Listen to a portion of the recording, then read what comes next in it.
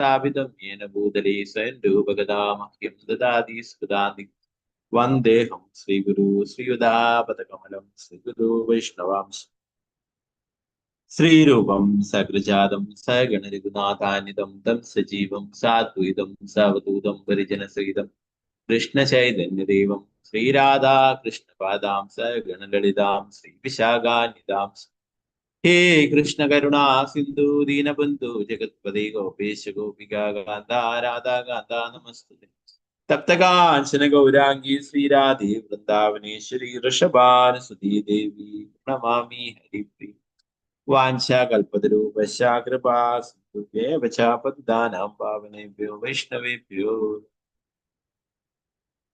पञ्चतत्त्वात्मकं कृष्णं भक्तरूपासुरूपकं भक्तावतारं भक्ताख्यानमामि भक्तशक्तिं नित्यानन्दमहं सर्वानन्दकरं परं हरिनामप्रतं देवम् अवधूतशिरोमणि नमो महावदन्याय कृष्णप्रेमप्रदाय दे कृष्णाय कृष्णचैतन्या नाम्ने गौरतिषे नमो विष्णुपादाय कृष्णपृष्ठाय भूतले श्रीमदे भक्तिवेदान्त स्वामिन्निधि नामिनि नमस्ते सरस्वती देवी गौरवाणि प्रचारिणे निर्विशेषा शून्यवादी पाश्चात्य देशधारिणे जय श्री कृष्णा चैतन्य प्रभु नित्यानंदा श्री अद्वैत गदाधरा श्रीवासादि गौर भक्त वृंदा हरे कृष्णा कृष्ण कृष्णा हरे हरे हरे राम राम राम हरे हरे गुरुवे गौरचंद्राय राधिकाय ददारे कृष्णाय कृष्ण भक्ताय तद्भक्ताय नमः श्रील प्रभुपाद की जय गुरु महाराज की जय निताय गौर प्रेमानंदे हरे बोल हरे कृष्ण मदेक बंधु मत्संगिन मद्गुरु मन्महादना निष्ठारगमद्भाग्यामदानन्दानमस्तुते ഗ്രന്ഥരായ ശ്രീമദ് ഭാഗവതം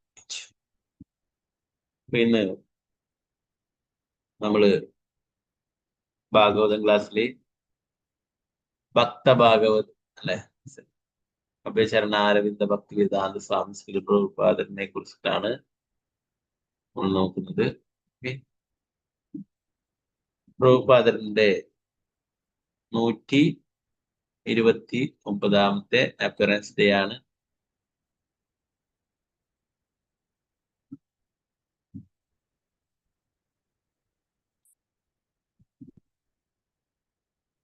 നന്ദോത്സവം അല്ലെ, ഇന്നലെ ജന്മാഷ്ടമി ആഘോഷിക്കുകയുണ്ടായി. അപ്പൊ ഇന്ന് നന്ദോത്സവം. നന്ദ മഹാരാജാവ് ഉണ്ണിക്കണ്ണൻ അവതരിച്ചതിൽ സന്തോഷിച്ചുകൊണ്ട് പ്രജകൾക്കും എല്ലാവർക്കും നല്ല സമ്മാനങ്ങൾ നൽകുന്ന പട്ടുവസ്ത്രങ്ങളും സ്വർണ്ണാഭരണങ്ങളും മറ്റുള്ള പശുക്കളെയും മറ്റു ധാരാളം വസ്തുക്കൾ അങ്ങനെ അപ്പോഴേ അതേ നന്ദോത്സവത്തില് ഉണ്ണിക്കണ്ണൻ നമുക്ക് തന്നിട്ടുള്ള സമ്മാനമാണ് ശ്രീ ഭക്തി വേദാന്ത സ്വാമി അല്ലെ. നന്ദമഹാരാജാവ് ധാരാളം അങ്ങനെയുള്ള സമ്മാനങ്ങൾ വിലപ്പെട്ട സമ്മാനങ്ങളൊക്കെ നൽകിയിട്ടായി. അതിലൊക്കെ വിലപ്പെട്ട ഏറ്റവും അമൂല്യമായിട്ടുള്ള ഒരു സമ്മാനം നമുക്കൊക്കെ വേണ്ടിയിട്ട് തന്നു. നമ്മുടെ ഇപ്പോഴുള്ള ബദ്ധജീവാത്മാക്കളൊക്കെ ഇവിടെ നിന്ന് രക്ഷപ്പെടുത്തിയിട്ട് ഭഗവാന്റെ അടുത്തേക്ക് കൊണ്ടുപോകാനായിട്ട് ഭഗവാൻ നൽകിയിട്ടുള്ള ഒരു സമ്മാനമാണ്, നന്ദോത്സവത്തിൽ തന്നിട്ടുള്ള സമ്മാനമാണ് അഭയചരണാരവിന്ദ ഭക്തി വേദാന്ത സ്വാമി ശ്രീല പ്രഭുപാദ് കി ജയ്. നമുക്കൊരു കീർത്തനത്തോടെ ആരംഭിക്കാം. നിങ്ങൾ ശ്ലോകം ചൊല്ലുന്നത് ഇല്ല കേട്ടോ. ശ്ലോകം നമുക്ക് നാളെ മുതൽ 4-ാമത്തെ സ്കന്ധം നാളെ മുതൽ വീണ്ടും തുടങ്ങാം. ഓക്കെ, അപ്പോൾ ഇന്ന് ശ്രീല പ്രഭുപാദർ എന്നുള്ള ഒരു ചെറിയ ബുക്സ് ഉണ്ട്. അതിൽ നിന്നുള്ള അതിന്റെ അവതാരികയുള്ള കാര്യങ്ങൾ വായിച്ചിട്ട് വേഗത്തിൽ ക്ലാസ് ചുരുക്കാം. ഗുരുപൂജയൊക്കെ അറ്റൻഡ് ചെയ്യേണ്ടതായിട്ടുണ്ട്. ഓക്കെ, ഹരേ കൃഷ്ണ. സൺഡേ ആയതുകൊണ്ടാന്ന് തോന്നുന്നു, അതുകൊണ്ട് അത് ജന്മാഷ്ടമി ഒക്കെ ആഘോഷിച്ച് എല്ലാവരും ടയർഡായിട്ടാന്ന് തോന്നുന്നു അല്ലെ, ബസ്സൊക്കെ കുറവാണ്. ഓക്കെ, നമുക്ക്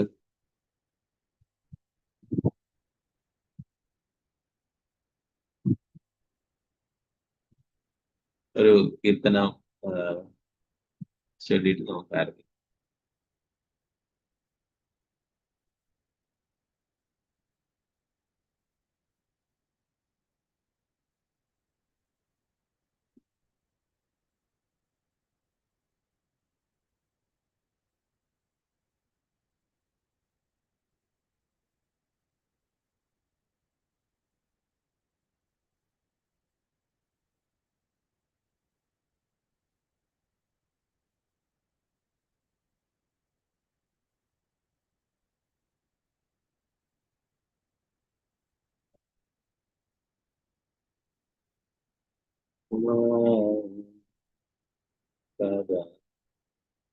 കൃഷ്ണപൃഷ്ഠായ ഭൂതലേ ശ്രീമദേവാക്കി വേദാന്ത സ്വാമി നാമിനി. നമസ്തേ സരസ്വതി ദേവി ഗൗരവാണി പ്രചാരിണി നിർവിശേഷ ശൂന്യവാദേശധാരി. ജയ ശ്രീ കൃഷ്ണ ചൈതന്യ പ്രഭു നിത്യാനന്ദ ശ്രീ അദ്വൈത ഗദാധര ശ്രീവാസാദി ഭക്തവൃന്ദ.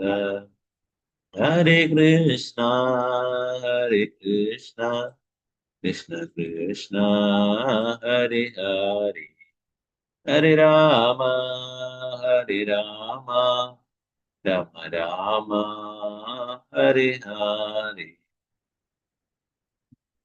ഓക്കെ, നമുക്ക് ഗുരുദേവ് കൃപാബിന്ദു എന്നുള്ള ആ ഒരു കീർത്തനം ചെയ്ത് നമുക്ക് തുടങ്ങാം. പ്രഭുപാദങ്ങൾ നമുക്ക് പ്രാർത്ഥിക്കാം. നമുക്കൊക്കെ കൂടുതൽ ഭക്തിത സേവനങ്ങളിൽ അനുഷ്ഠിക്കുവാനും കൂടുതൽ കൃഷ്ണാവബോധത്തിൽ പുരോഗമിക്കുവാനൊക്കെ ചില പ്രഭുപാദത്തെ കാര്യം ലഭിക്കണേ എന്ന് പ്രാർത്ഥിക്കാം. ഗുരുദേവ് കൃപബിന്ദു ദിയ പുരോഹിതാസേ തൃണബേക അതിഹീന. ഗുരുദേവ് കൃപബിന്ദു ദിയ പുരോഹിതാസേ തൃണബേക അതിഹീന. ഗുരുദേവ് കൃപബിന്ദു ദിയ പുരോഹിതാസേ തൃണബേക അതിഹീന. ഗുരുദേവ് കൃപബിന്ദു ദിയ പുരോഹിതാസേ തൃണബേക അതിഹീന. സകല സഹനെ ബലദിയ കുരു നിജമാനി സ്പൃഹഹീന. സകല സഹനെ ബലദിയ കുരു നിജമാനി സ്പൃഹഹീന. സകലേ സമാന പുരിതേയേ ശക്തി ഭവനാദ ജാദ ജാദ. സകലേ സമാന പുരിതേയേ ശക്തി ഭവനാദ ജാദ ജാദ. തബദ ഗോയിബോ ഹരിനാമ സുഗേ പരാദ ബേഹാദ. തബേ തോ ഗായിബോ ഹരിനാമ സുഗേ പരാദ ബേഹാദ. കബഹേനോ കൃപ ലഭിയായ ജന കൃതാർത്ഥ ഹോയി ബേനാദ. കബഹേനോ കൃപ ലഭിയായ ജന കൃതാർത്ഥ ഹോയി ബേനാദ. ശക്തി ബുദ്ധിഹീന അമിയാദീദീന പരമോരേ ആത്മസാദ. ശക്തി ബുദ്ധിഹീന അമിയാദീദീന പരമോരേ ആത്മസാദ. യോഗ്യത വിചാരേ किछ नाही पाए तमरा करुणा सारा. योग्यता विचारे किछ नाही पाए तमरा करुणा सारा. योग्यता विचारे किछ नाही पाए, तुम्हारा करुणा सारा। करुणा ना होले कंडिया कंडिया, प्राण ना राखी बोआरा। करुणा ना होले कंडिया कंडिया, प्राण ना राखी बोआरा।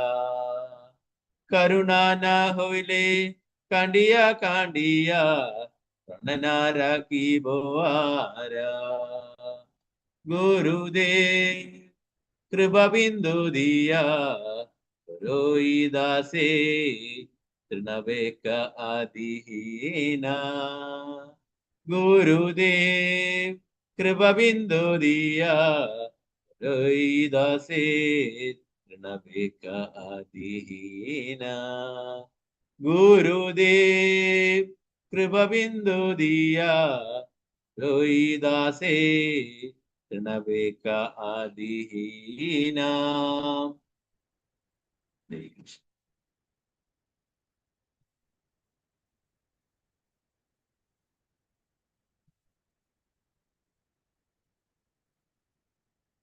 അപ്പൊ നമുക്ക് ശ്രീല പ്രഭുപാദരെ കുറിച്ചുള്ള അവതാരികളുടെ കുറച്ച് കാര്യങ്ങൾ നോക്കാം. ശ്രീല പ്രഭുപാദർ എന്നുള്ള ഗ്രന്ഥത്തിൽ നിന്നുള്ള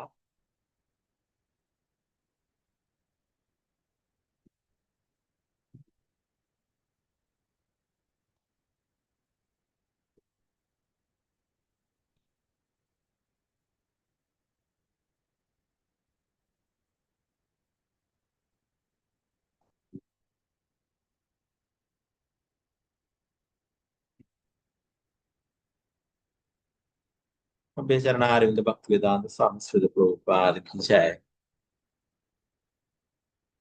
ഭാഗവതോത്തമനും ലോകാചാര്യനുമായ ദിവ്യപൂജ്യ ശ്രീ ഭക്തിവേദാന്ത സ്വാമിയുടെ പ്രശസ്തി ഇപ്പോൾ ലോകമെമ്പാടും വ്യാപിച്ചിരിക്കുകയാണ്. അദ്ദേഹത്തെ ശ്രീല പ്രഭുപാദർ എന്ന നാമധേയത്തിൽ ഇന്ന് ലക്ഷോപലക്ഷം പേർ അറിയുന്നു. എന്നാൽ അദ്ദേഹം ലോക പ്രശസ്തനാകുന്നത് 1965 അമേരിക്കയിൽ എത്തിച്ചേർന്നതിന് ശേഷമാണ്. ഇന്ത്യയിൽ നിന്ന് യാത്ര തിരിക്കും മുമ്പ് അദ്ദേഹം 3 ഗ്രന്ഥങ്ങൾ രചിക്കുകയുണ്ടായി. എന്നാൽ അടുത്ത 12 വർഷങ്ങൾക്കുള്ളിൽ അദ്ദേഹം 60-ലധികം വൈദിക ഗ്രന്ഥങ്ങൾ രചിച്ചു. ഭാരതം വിട്ടുപോകും മുമ്പ് അദ്ദേഹം ഒരു ശിഷ്യനു ദീക്ഷ നൽകിയിരുന്നു. എന്നാൽ അടുത്ത 12 വർഷങ്ങൾക്കിടയിൽ 4000-ലേറെ ശിഷ്യന്മാർക്കാണ് അദ്ദേഹം ദീക്ഷ നൽകിയത്. ഇന്ത്യയിൽ നിന്നും പുറപ്പെടും മുമ്പ് അദ്ദേഹത്തിന്റെ ചിരകാല സ്വപ്നമായ കൃഷ്ണഭക്തരുടെ ഒരു ലോക സമൂഹത്തെ സൃഷ്ടിക്കുവാൻ അദ്ദേഹത്തിനു സാധിക്കുമെന്ന് ഒരാൾ പോലും വിചാരിച്ചിരുന്നില്ല. എന്നാൽ പിന്നീടുള്ള ഒരു പതിറ്റാണ്ടിനുള്ളിൽ അദ്ദേഹം അന്താരാഷ്ട്ര കൃഷ്ണാബോധ സമിതി ഇസ്കോൺ രൂപീകരിക്കുന്നതും അതിനെ നിലനിർത്തുന്നതും കൂടാതെ 100-ലധികം സെന്ററുകളായി വികസിപ്പിക്കുന്നതുമെല്ലാം ലോകം കാണാനിടയായി. അമേരിക്കയിലേക്ക് പോകും മുമ്പ് അദ്ദേഹം ഒരിക്കലും ഭാരതത്തിന് പുറത്തു പോയിരുന്നില്ല. എന്നാൽ അടുത്ത 12 വർഷത്തിനുള്ളിൽ അദ്ദേഹം പലതവണ ലോകം മുഴുവൻ സഞ്ചരിച്ച് കൃഷ്ണാബോധ തത്വങ്ങൾ പ്രചരിപ്പിക്കുവാൻ കഴിഞ്ഞു. 12 വർഷത്തിനുള്ളിൽ 14 പ്രാവശ്യം ലോകം മുഴുവൻ ചുറ്റി സഞ്ചരിച്ചു ശ്രീലപ്രഭുപാദർ. ശ്രീലപ്രഭുപാദർ ലോകത്തിന് നൽകിയ സംഭാവനകൾ വിശകലനം ചെയ്യുമ്പോൾ അദ്ദേഹത്തിന്റെ ജീവിതത്തിലെ അവസാന ഘട്ടങ്ങളിൽ സംഭവിക്കാനിടയായ വിപ്ലവകരമായ ആധ്യാത്മിക നേട്ടങ്ങളാണ് ഇതെല്ലാം എന്ന പ്രതീതി ഉളവാക്കും. എന്നാൽ ഇതിനു മുമ്പുള്ള നീണ്ട് 69 വർഷങ്ങൾ ഈ ആധ്യാത്മിക വിസ്ഫോടനം സാധ്യമാക്കുവാൻ വേണ്ടിയുള്ള തപസ്യയായിരുന്നുവെന്ന് അദ്ദേഹം ശ്രദ്ധയാകർഷിക്കുന്നു. അമേരിക്കക്കാരുടെ ദൃഷ്ടിയിലാകട്ടെ ശ്രീലപ്രഭുപാദരും അദ്ദേഹത്തിന്റെ തുറന്നു കൊടുത്ത വിജ്ഞാനത്തിന്റെ കലവറയുമെല്ലാം പെട്ടെന്ന് എവിടുന്നോ പ്രത്യക്ഷമായതുപോലെ അനുഭവപ്പെടുകയായിരുന്നു. അലാവുദ്ദീന്റെ അത്ഭുത വിളക്കിൽ നിന്നും പുറത്തു വന്ന ഭൂതത്തെ പോലെ അദ്ദേഹം ജനങ്ങളെ വിസ്മയിപ്പിച്ചു. എന്നാൽ പല നൂറ്റാണ്ടുകൾ പഴക്കമുള്ള ഈ ഒരു ഉത്കൃഷ്ട സംസ്കാരത്തിന്റെ ഉത്തമ പ്രതീതിയായിരുന്നു ശ്രീലപ്രഭുപാദർ എന്നതത്രേ വാസ്തവം. ശ്രീലപ്രഭുപാദർ എന്ന അഭയചരന്റെ 1896 സെപ്റ്റംബർ 1-ാം തീയതി കൽക്കത്തയിൽ ജനിച്ചു. അദ്ദേഹത്തിന്റെ പിതാവ് വസ്ത്രവ്യാപാരിയായ ഗൗർമോഹന്റെയും മാതാവ് ശ്രീമതി രജനിയുമായിരുന്നു. അന്നത്തെ ബംഗാളിലെ പതിവനുസരിച്ച് മാതാപിതാക്കൾ ഒരു ജ്യോത്സ്യനെ കണ്ട് കുട്ടിയുടെ ജാതകം എഴുതിച്ചു. ജ്യോതിഷന്റെ വാക്കുകൾ ആ മാതാപിതാക്കളെ വളരെയധികം സന്തോഷിപ്പിക്കുകയാണ് ഉണ്ടായത്. അദ്ദേഹം വിശേഷപ്പെട്ട ഒരു പ്രവചനം നൽകി. ഈ കുട്ടി 70 വയസ്സാകുമ്പോൾ ഒരു വലിയ മതാചാര്യനായി തീരും, പിന്നീട് കടൽ കടന്ന് സഞ്ചരിക്കുകയും 108 ക്ഷേത്രങ്ങൾ സ്ഥാപിക്കുകയും ചെയ്യും. ഇത്തരം പ്രവചനങ്ങൾ ആ മാതാപിതാക്കളെ ആനന്ദത്തിൽ ആറാടിക്കുകയായിരുന്നു. സാധാരണ രീതിയിൽ കുട്ടികൾ ജനിച്ചാലും ജ്യോത്സ്യനെ കണ്ടിട്ട് ഭാവിയെ കുറിച്ചൊക്കെ അറിയും അല്ലെ. അപ്പോഴെന്താ ജ്യോത്സ്യം പറഞ്ഞത്? ഈ കുട്ടി 70 വയസ്സാവുമ്പോൾ വലിയൊരു ആചാര്യനായി തീരും. പിന്നീട് കടൽ കടന്ന് വിദേശത്തൊക്കെ പോവുകയും 100-ലധികം ക്ഷേത്രങ്ങൾ സ്ഥാപിക്കുകയും ചെയ്യും കാര്യം പറയും. ഉത്തര കൽക്കത്തയിലെ ഇന്ത്യൻ മേഖലയിലുള്ള 151 ആരിസൺ റോഡിലായിരുന്നു അബയുടെ വീട്. പിതാവ് ഗൗർമോഹൻ സുവർണവണിക് എന്ന വിഭാഗത്തിൽപ്പെട്ട ഒരു കുലീന കുടുംബത്തിലെ അംഗമായിരുന്നു. ഒരു നൂറ്റാണ്ട് കാലമായി ബ്രിട്ടീഷുകാരുമായി സ്വർണവും ഉപ്പും വ്യാപാരം നടത്തിവരുന്ന സമ്പന്നരായ മല്ലിക് കുടുംബത്തിന്റെ ബന്ധുവുമായിരുന്നു അദ്ദേഹം. മല്ലിക് കുടുംബം യഥാർത്ഥത്തിൽ ഗൗതമ മുനിയിൽ നിന്ന് ആരംഭിക്കുന്ന ഡേ ഗോത്രത്തിൽപ്പെട്ടവരായിരുന്നു. മുഗൾ ഭരണകാലത്ത് ഡേ കുടുംബത്തിന്റെ ഒരു ശാഖയ്ക്ക് അവരുടെ സമ്പത്തും പ്രതാപമെല്ലാം കണക്കിലെടുത്ത് മല്ലിക് അഥവാ പ്രഭു എന്ന സ്ഥാനപ്പേര് നൽകി. പിൽക്കാലത്ത് ഡേ കുടുംബത്തിലെ ഒരു പെൺകുട്ടിയെ മല്ലിക് കുടുംബത്തിലെ ഒരംഗത്തിന് വിവാഹം ചെയ്തു കൊടുത്തു. അന്നു മുതൽക്കാണ് ഇരു കുടുംബങ്ങളും തമ്മിലുള്ള ബന്ധം ഇത്രയും സുദൃഢമായത്. ആരിസൺ റോഡിന് ഇരുവശമുള്ള കെട്ടിടങ്ങളുടെ ഒരു നീണ്ട നിര മുഴുവനും ലോക്നാഥ് മല്ലിക്കിന്റെ സ്വന്തമായിരുന്നു. മല്ലിക്കിന്റെ ഒരു 3 നില കെട്ടിടത്തിലായിരുന്നു ഗൗർമോഹനും കുടുംബവും താമസിച്ചിരുന്നത്. ആ റോഡിലുള്ള അവരുടെ വീടിന് എതിർവശത്തായി തന്നെ ശ്രീ രാധാഗോവിന്ദ ക്ഷേത്രവും ഉണ്ടായിരുന്നു. കഴിഞ്ഞ 150 വർഷങ്ങളായി മല്ലിക് കുടുംബം ആ രാധാഗോവിന്ദ ക്ഷേത്രത്തിന്റെ പൂജാതി കാര്യങ്ങൾ പരിപാലിച്ചു പോരുകയായിരുന്നു. ഇതിനാവശ്യം വരുന്ന ധനം മല്ലിക്കുകൾ നടത്തിവരുന്ന പല വ്യാപാര സ്ഥാപനങ്ങളിൽ നിന്നും ലഭിക്കുകയായിരുന്നു. എല്ലാ ദിവസവും രാവിലത്തെ പ്രാതലിനും മല്ലിക് കുടുംബാംഗങ്ങളെല്ലാം ചേർന്ന് ശ്രീ രാധാഗോവിന്ദന്റെ ദർശനത്തിനായി ക്ഷേത്രത്തിലെത്തുന്ന പതിവുണ്ടായിരുന്നു. സസ്യാഹാരങ്ങൾ, അന്നം, കച്ചോരി തുടങ്ങിയ പലതരത്തിലുള്ള വിഭവങ്ങൾ ഉണ്ടാക്കി ഭഗവാന് നിവേദിച്ച ശേഷം രാവിലെ ക്ഷേത്ര ദർശനത്തിൽ എത്തുന്നവർക്കെല്ലാം ഭഗവത് പ്രസാദമായി അത് വിതരണം ചെയ്തു വന്നിരുന്നു. അവിടെ നിത്യവും എത്തുന്ന ആരാധകരുടെ പതിവ് തെറ്റിക്കാതെ അഭയചരൺ തന്റെ അമ്മയോടോ അച്ഛനോടോ പരിചാരകരോടോ ഒപ്പം എത്തിയിരുന്നു. ഗൗർമോഹൻ ഒരു പരിശുദ്ധ വൈഷ്ണവനായിരുന്നു. അദ്ദേഹം തന്റെ മകനെയും കൃഷ്ണാബോധപരമായ മാർഗത്തിൽ ഉയർത്തിക്കൊണ്ടുവന്നു. സ്വന്തം മാതാപിതാക്കളും വൈഷ്ണവരായിരുന്നത് കൊണ്ട് ഗൗർമോഹൻ ഒരിക്കലും മാംസമോ മത്സ്യമോ മുട്ടയോ ചായയോ കാപ്പിയോ ഒന്നും തന്നെ സ്പർശിച്ചിരുന്നില്ല. കാഴ്ചയിൽ വെളുത്ത് സുന്ദരനായ അദ്ദേഹത്തിന്റെ മനസ്സും ശുദ്ധമായിരുന്നു. രാത്രി കടയടക്കുന്നതിനു മുമ്പ് അവിടെ ഒരു പാത്രം നിറയെ അരി വെക്കുക അദ്ദേഹത്തിന്റെ പതിവായിരുന്നു. രാത്രി വിശന്നു വരുന്ന എലികൾ കടയിൽ സൂക്ഷിച്ചിരിക്കുന്ന വസ്ത്രങ്ങളെ കരണ്ടു നശിപ്പിക്കുവാതിരിക്കാനാണ് ഇങ്ങനെ ചെയ്തിരുന്നത്. പ്രഭുപാദരുടെ പിതാവ് എന്താ പറയുന്നത്, അത്രയും വേറെ ചെറിയ ജീവികളായിട്ടുള്ള അവരോട് പോലും കാരുണ്യം കാണിക്കുന്നു. നമ്മുടെയൊക്കെ നാട്ടിൽ സാധാരണ എന്താ ചെയ്യുക, എലി അങ്ങനെ എന്തെങ്കിലും തിന്നുന്നുണ്ടെങ്കിൽ എലിപ്പെട്ടി വെച്ചിട്ട് അതിനെ പിടിക്കും അല്ലെ, ചിലപ്പോൾ അതിനെ കൊല്ലും അല്ലെ, വേറെ എവിടെയെങ്കിലും കൊണ്ടിട്ട് ഫിഷ് അല്ലെ. അദ്ദേഹം എന്താ ചെയ്തിട്ടുള്ളത്, രാത്രി കട പൂട്ടിയിട്ട് പോകുമ്പോൾ തുണിക്കടയായിരുന്നു അദ്ദേഹത്തിന്റെ. അപ്പോ എലി വന്നിട്ട് തുണിയൊക്കെ കറണ്ട് നശിപ്പിക്കും അല്ലെ, മുറിച്ച് വെക്കും. അപ്പൊ എന്താ ചെയ്തിട്ടുള്ളത്, ഒരു പാത്രം നിറയെ അരി എടുത്തിട്ട് അവിടെ കടയുടെ പുറത്ത് വെക്കും. അത് എലി വന്നിട്ട് അത് തിന്നിട്ട് പോയിക്കൊള്ളു.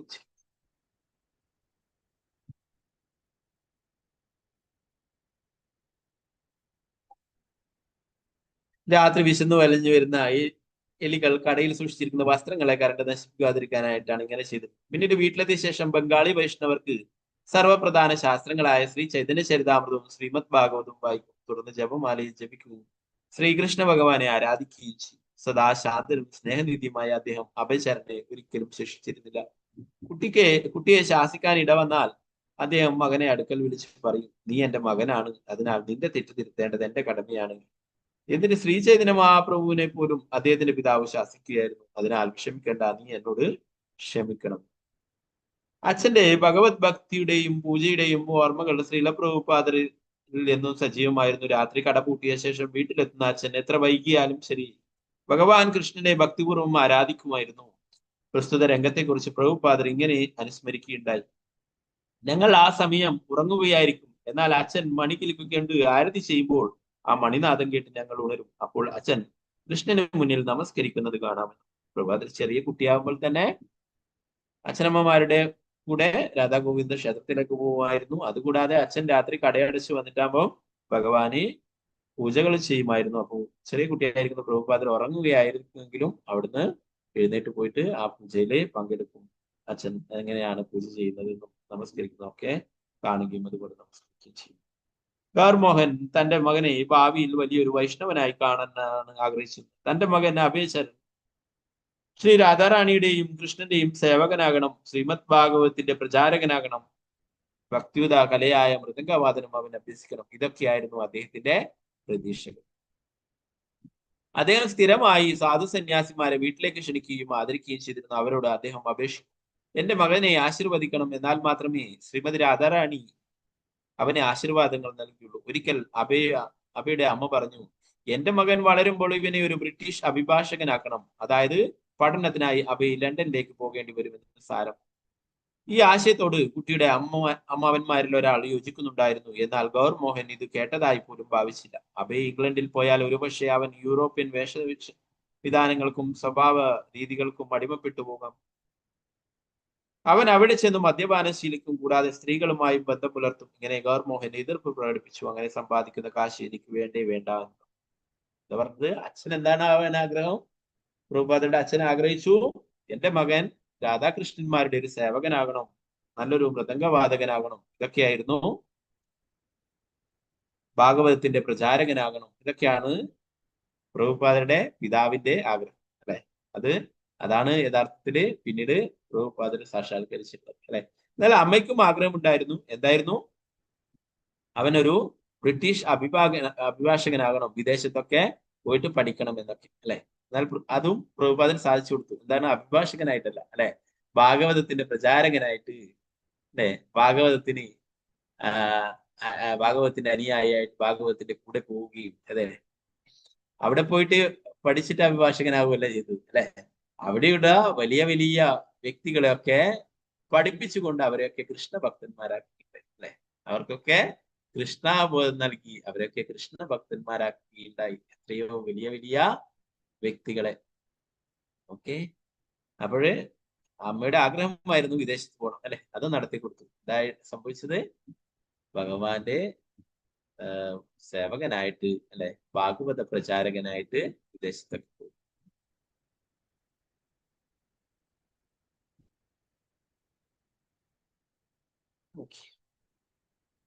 അഭയ് വളരും തോറും ഗൗർ മോഹൻ അദ്ദേഹത്തിന്റെ മനസ്സിലുള്ള ലക്ഷ്യങ്ങൾക്കായുള്ള ചൂടുവയ്പ് തുടങ്ങി.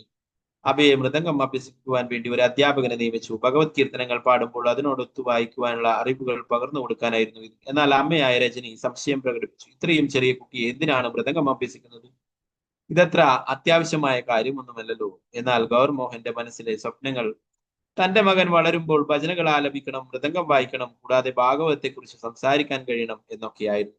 അഭയ് ജനിക്കുമ്പോൾ രജനിക്ക് 30 വയസ്സ് പ്രായം. ഭർത്താവിനെ പോലെ തന്നെ അവരും പരമ്പരയായി വിഷ്ണു ആരാധന ചെയ്യുന്ന ഗൗഡിയ വൈഷ്ണവ കുടുംബത്തിലെ അംഗമായിരുന്നു. ഗൗർ മോഹനെ അപേക്ഷിച്ച് അല്പം കറുത്ത നിറമായിരുന്നു രജനിയുടേത്. അദ്ദേഹം വളരെ വളരെ സൗമ്യ പ്രകൃതക്കാരനായിരുന്നു. എന്നാൽ രജനി മാതാവ് ചിലപ്പോഴൊക്കെ കോപിക്കാറുണ്ടായിരുന്നു. എന്നിരുന്നാലും തന്റെ മാതാപിതാക്കൾ വളരെ ഐക്യത്തോടും സമാധാനപരമായും കുടുംബം പുലർന്നത് അഭയ് കണ്ടു വളർന്നു.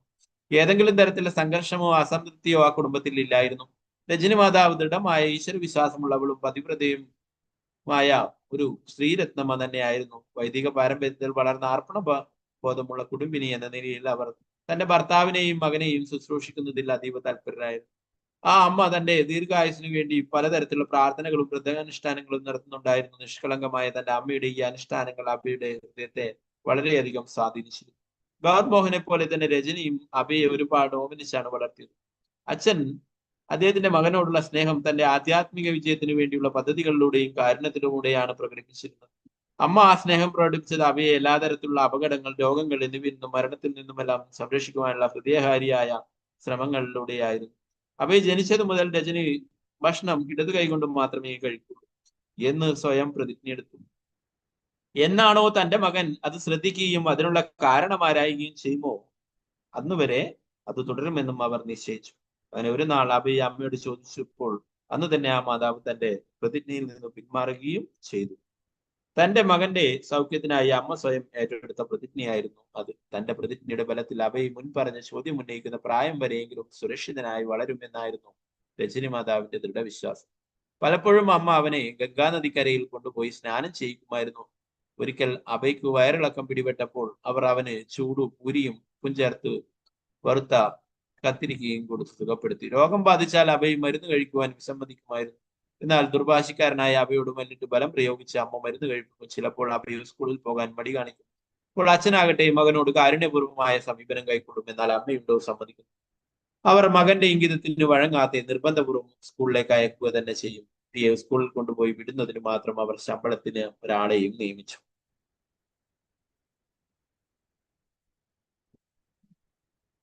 ഉത്തരഭാരതം മുഴുവൻ മിക്ക ജനങ്ങളും ഭഗവാൻ ശ്രീകൃഷ്ണനെ പരമദിയോധപുരുഷനായി അംഗീകരിക്കുന്നു. വേദസാഹിത്യങ്ങളിൽ മുഖ്യമായ ഭഗവത്ഗീതയുൾപ്പെടെ എല്ലാ വൈദിക ശാസ്ത്രങ്ങളും കൃഷ്ണനെ കുറിച്ചുള്ള ഈ വീക്ഷണത്തെ വസ്തുതയായി അംഗീകരിക്കുന്നു. അതിനാൽ ബാല്യം മുതൽക്കേ അഭയ് സ്വതവേ തന്നെ കൃഷ്ണാബോധം ഉൾക്കൊണ്ടിരുന്നു.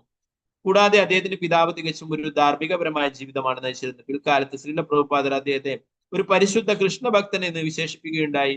തന്റെ കുഞ്ഞി പിച്ച വെച്ച് തുടങ്ങും മുമ്പ് തന്നെ ഗൗർമോഹൻ അവനെ തൊട്ടടുത്തുള്ള രാധാഗോവിന്ദ ക്ഷേത്രത്തിലേക്ക് കൊണ്ടുപോകുമായിരുന്നു. പിന്നീട് ശ്രീല പ്രഭുപാദർ ഓർമ്മിക്കുകയുണ്ടായി, അങ്ങനെ ഞങ്ങൾ മണിക്കൂറുകളോളം രാധാഗോവിന്ദ ക്ഷേത്രത്തിന്റെ ഇടനാഴിയിൽ ഭഗവാന്റെ മുമ്പിൽ പ്രാർത്ഥനകൾ ഉരുവിട്ടുകൊണ്ട് നിൽക്കാറുണ്ടായിരുന്നു.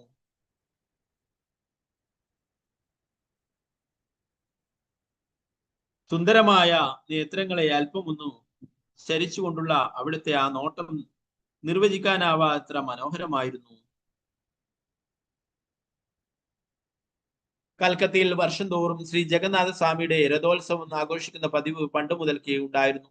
ഉത്സവത്തിന്റെ ആഘോഷത്തിമർപ്പ് ബാലനായ അബിയുടെ മനസ്സിനെയും വളരെയധികം ആകർഷിച്ചു. കൽക്കത്ത നഗരത്തിൽ വെച്ച് തന്നെ ഏറ്റവും ഗംഭീരമായ രഥയാത്ര നടത്തുന്നത് ശ്രീ രാധാ ഗോവിന്ദ ക്ഷേത്രത്തിൽ വെച്ചായിരുന്നു. അവിടെ 3 രഥങ്ങളിലായി ശ്രീ ജഗന്നാഥ സ്വാമി കൃഷ്ണൻ, ബലദേവ് ബലരാമനെയും സുഭദ്രാദേവിയെയും പുറത്തെഴുന്നള്ളിക്കും. പിന്നീട് രഥങ്ങൾ രാധാഗോവിന്ദ ക്ഷേത്രത്തിൽ നിന്നും പുറപ്പെട്ട് ഹാരിസൺ റോഡ് വഴി കുറച്ചു ദൂരം സഞ്ചരിച്ച് തിരികെ അമ്പലത്തിൽ എത്തിച്ചേരും. ആ ദിവസം രഥയാത്ര കാണുവാൻ ധാരാളം ജനങ്ങൾ തിങ്ങിക്കൂടും. അന്ന് അവിടെ എത്തുന്ന എല്ലാവർക്കും ക്ഷേത്ര ഭാരവാഹികൾ പ്രസാദം വിതരണം ചെയ്യുമായിരുന്നു. ഇന്ത്യയിലെ പല നഗരങ്ങളിലും രഥയാത്രകൾ നടക്കാറുണ്ട്. എന്നാൽ ഈ രഥയാത്രയുടെ ഉറവിടം എന്നത് കൽക്കത്തയിൽ നിന്നും 300ഓളം മൈൽ തെക്കോട്ടായി സ്ഥിതി ചെയ്യുന്ന പുരിയിലാണ്. ലക്ഷോപലക്ഷം പേർ പങ്കെടുക്കുന്ന പുരിയിലെ ഈ രഥയാത്ര ശ്രീകൃഷ്ണന്റെ അനശ്വര ലീലകളെ അനുസ്മരിപ്പിച്ചുകൊണ്ട് നൂറ്റാണ്ടുകളായി നടന്നു വരുന്നു. 45ഓളം അടി ഉയരമുള്ള 3 രഥങ്ങളാണ് ഇവിടെ എഴുന്നള്ളുന്നത്. മനോഹരമായി പണിതീർത്ത രഥങ്ങളെ കമനീയമായി അലങ്കരിച്ച് കൃഷ്ണന്റെ ദിവ്യലീലയെ അനുസ്മരിപ്പിക്കുന്ന മനോഹരങ്ങളായ മൂർത്തികളെ അവയിൽ എഴുന്നള്ളിക്കുന്നു. ആയിരക്കണക്കിന് ഭക്തജനങ്ങളുടെ അകമ്പടിയോടെ ഈ ദിവ്യരഥങ്ങൾ അങ്ങനെ പുരി ക്ഷേത്രത്തിന് പരിസരത്ത് 2 മൈൽ ദൂരം വലിച്ചു കൊണ്ടുപോകും. 500ഓളം വർഷങ്ങൾക്ക് മുമ്പ് പുരിയിലെ രഥോത്സവ വേളയിൽ സാക്ഷാൽ ശ്രീ ചൈതന്യ മഹാപ്രഭു ഹരേ കൃഷ്ണ മഹാമന്ത്ര കീർത്തനം ആലപിച്ചുകൊണ്ട് ആനന്ദ നൃത്തം ചെയ്തു. ആ സംഭവം അഭയ് ഒരിക്കൽ കേൾക്കാനിടയായി. അതിനുശേഷം അഭയ് അവിടെ എത്താനുള്ള ആഗ്രഹത്തോടെ ചിലപ്പോൾ റെയിൽവേയുടെ സമയവിവര പട്ടിക മറിച്ചു നോക്കും. ചിലപ്പോൾ ആരോടെങ്കിലും കൽക്കത്തയിൽ നിന്നും പുരി വരെയുള്ള യാത്രാ ചെലവിനെ പറ്റി തിരക്കും. അതിനുവേണ്ടി വരുന്ന തുക എങ്ങനെയെങ്കിലും സ്വരൂപിച്ച് പുരിയിലെത്തുക എന്നതായിരുന്നു ആ ബാലന്റെ സ്വപ്നം. അങ്ങനെ ഇരിക്കെ തനിക്ക് സ്വന്തമായി രഥയാത്ര നടത്തുന്നതിനായി ഒരു രഥം വേണമെന്ന് അഭി ആഗ്രഹിച്ചു. പതിവ് പോലെ ഇപ്രാവശ്യവും അഭി ഇതിനായി അച്ഛനെ സമീപിച്ചു. വളരെ പരിശ്രമത്തിന് ശേഷം ഗൗർമോഹൻ ഒരു പഴകിയ 3 അടി ഉയരമുള്ള രഥത്തിന്റെ മാതൃകയുള്ള ഒരു വണ്ടി കണ്ടുപിടിച്ചു. ഉടൻ അത് വാങ്ങി അഭയ്ക്ക് സമ്മാനിച്ചു. ഒട്ടും താമസിയാതെ അച്ഛനും മകനും ചേർന്ന് ആ വണ്ടിയെ രഥത്തിന്റെ മാതൃകയിലാക്കി തീർക്കാനുള്ള പണികൾ ആരംഭിച്ചു.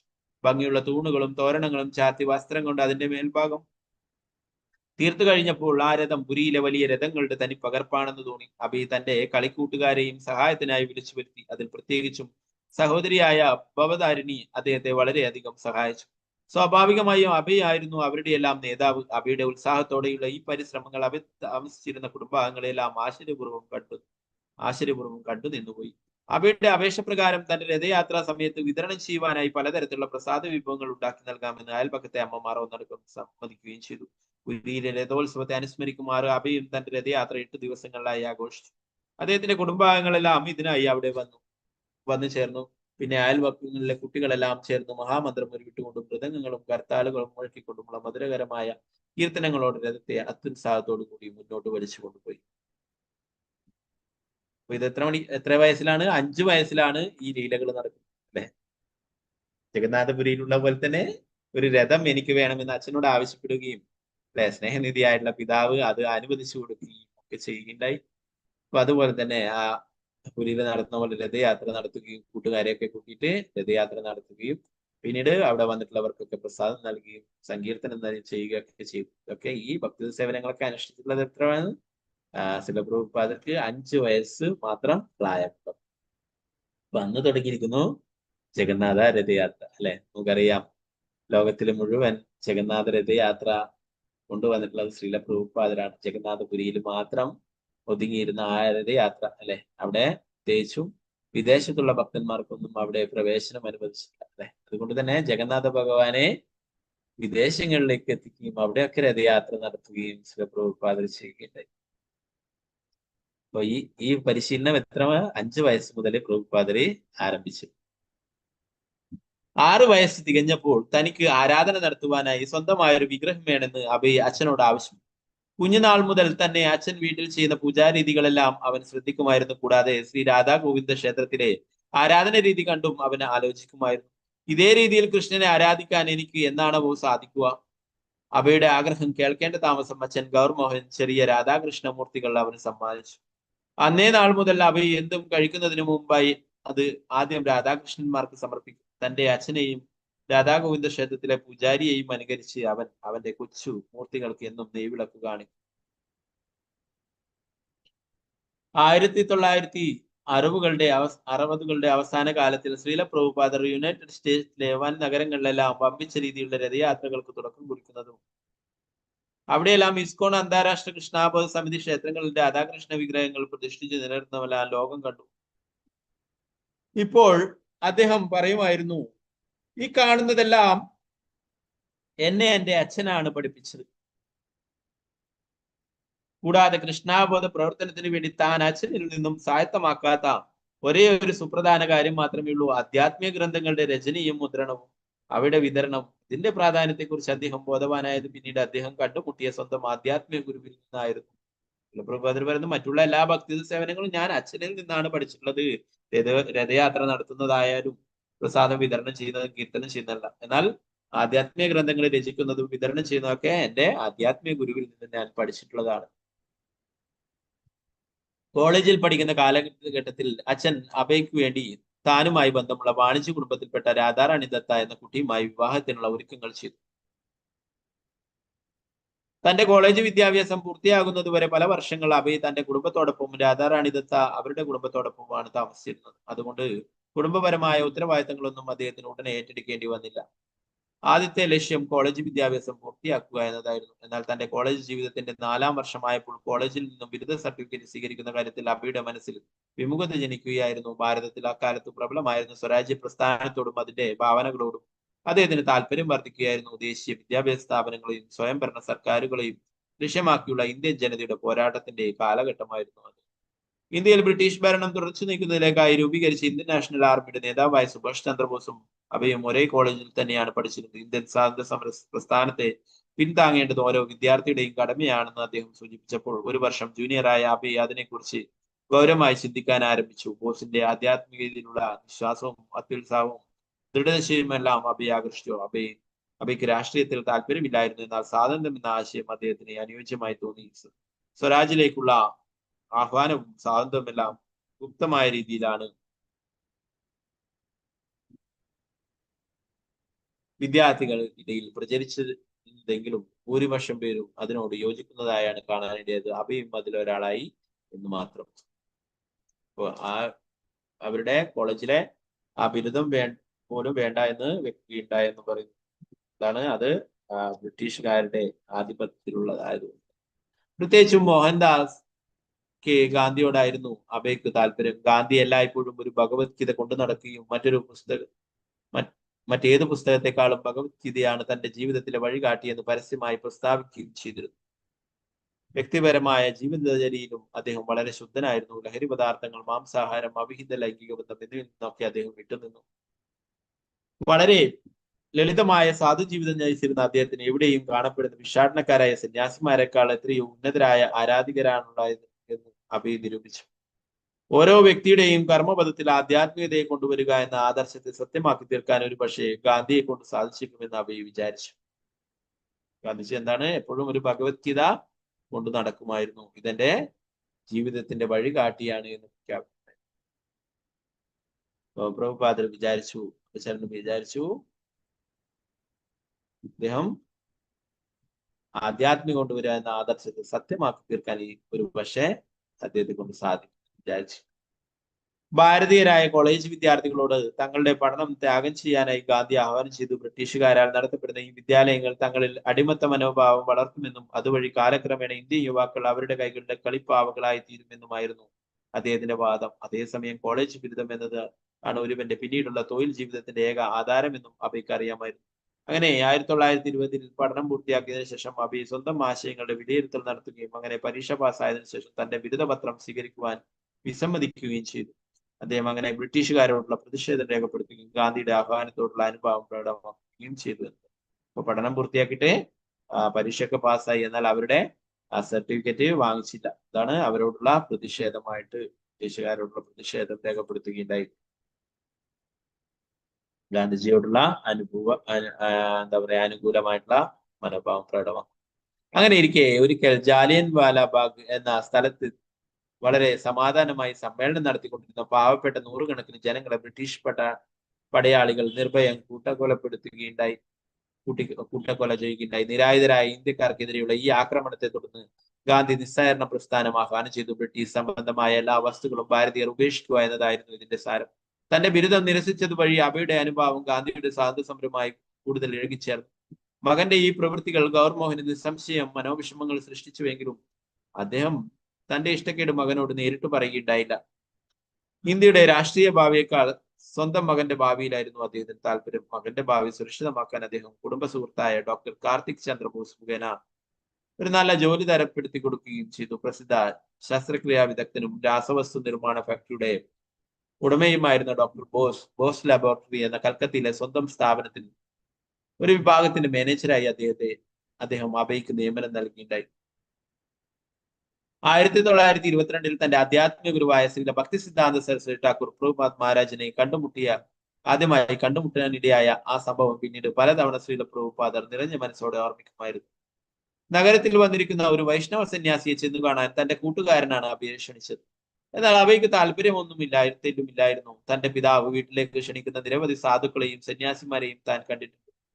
അതുകൊണ്ടൊന്നും ഒരു പ്രഭാവവും ഉണ്ടായിട്ടില്ല. എന്നാൽ കൂട്ടുകാരനുണ്ടോ വിടുന്നു. അദ്ദേഹത്തിന്റെ നിർബന്ധത്തിന് വഴങ്ങി അബയോടുവിൽ കൂടെ ചെന്നു. അങ്ങനെ അവർ ഗൗഡിയ മഠം സ്ഥിതി ചെയ്യുന്ന കെട്ടിടത്തിന്റെ മുകൾ തട്ടിലേക്ക് എത്തുകയും ശ്രീല ഭക്തി സിദ്ധാനന്ദ സരസ്വതിക്ക് സമക്ഷം വരികയും ചെയ്തു. ശ്രീല പ്രഭുപാദരുടെ വീട്ടിലെ ധാരാളം സന്യാസിമാരൊക്കെ വരും. അദ്ദേഹത്തിന്റെ പിതാവ് അവരെയൊക്കെ ക്ഷണിക്കുകയും പ്രസാദം നൽകുകയൊക്കെ ചെയ്യും.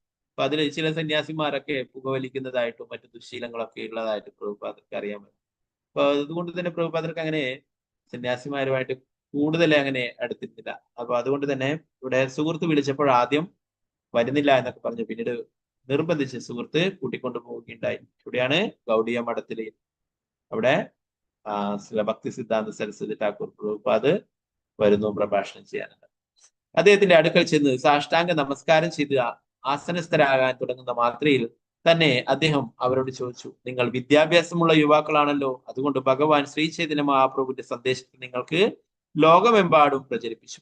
ആദ്യം കണ്ട ആ ഒരു ഒറ്റ ഇതിൽ തന്നെ എന്താണ് ചോദിച്ചിട്ടുള്ളത്? നിങ്ങൾ നല്ല ഉയർന്ന വിദ്യാഭ്യാസമുള്ളവരാണ്, നിങ്ങൾക്ക് എന്നെ സഹായിച്ചുകൂടെ? ഭഗവാൻ ശ്രീ ചൈതന്യ മഹാപ്രഭുവിന്റെ സന്ദേശങ്ങൾ ലോകം മുഴുവൻ പ്രചരിപ്പിച്ചുകൂടെ?